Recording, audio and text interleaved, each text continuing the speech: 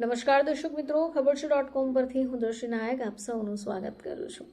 દર્શક મિત્રો, આરબીઆઈ દ્વારા ઘણા બધા નિયમો લાગુ કરવામાં આવતા હોય છે જે આપણે જાણવા જરૂરી છે. તો આવો જાણીએ આરબીઆઈનો આ એક નિયમ કે જે તમારે જાણવું ખૂબ જરૂરી છે. તો સુપ્રીમ કોર્ટે આજ કેન્દ્ર અને રિઝર્વ બેંક ઓફ ઇન્ડિયાએ સાયબર ક્રાઇમ તપાસ દરમિયાન બેંક એકાઉન્ટ્સને ફ્રીઝ અને ડીફ્રીઝ કરવા માટે એક સમાન સ્ટાન્ડર્ડ ઓપરેટિંગ પ્રોસિજર બનાવવા માટે નિર્દેશ આપતી માંગ કરતી અરજી પર વિચાર કરવા માટે સંમત થઈ ગઈ. હવે જસ્ટિસ પંકજ મિથલ અને જસ્ટિસ SVN ભટ્ટીની બેન્ચે અરજીની નકલ 3 દિવસની અંદર કેન્દ્રને સુપરત કરવા માટે પણ કહી દીધું છે.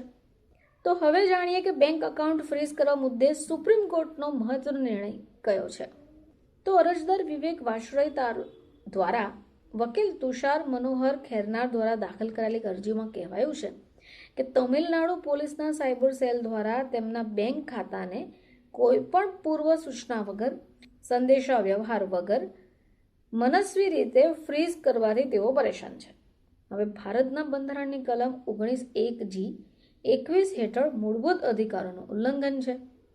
હવે અરજીમાં એમ કહેવાયું છે કે ભારતીય સંઘ અને રિઝર્વ બેંક સાયબર ક્રાઇમ તપાસ દરમિયાન બેંક ખાતાને ફ્રીઝ કે ડીફ્રીઝ કરવા માટે એક સમાન SOP ઘડવાનો નિર્દેશ આપે, જેથી મનસ્વી કાર્યવાહી અટકાવી શકાય અને પ્રગતિગત ન્યાયતા સુનિશ્ચિત કરી શકાય.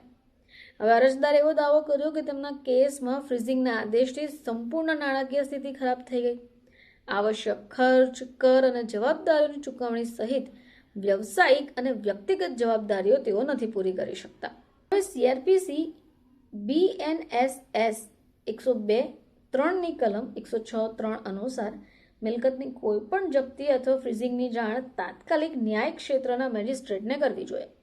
જોકે તેમના કેસમાં આવું કોઈ પાલન નહીં કરાયું, તેથી પ્રતિવિધિઓની કાર્યવાહી અધિકાર ક્ષેત્ર વગર મનસ્વી અને ગેરબંધારણીય છે.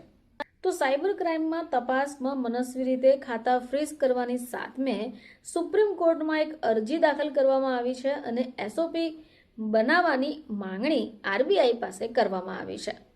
ફરીથી આપ સમક્ષ હાજર થઈશું, ત્યાં સુધી જોતા રહેજો ખબર છે .com.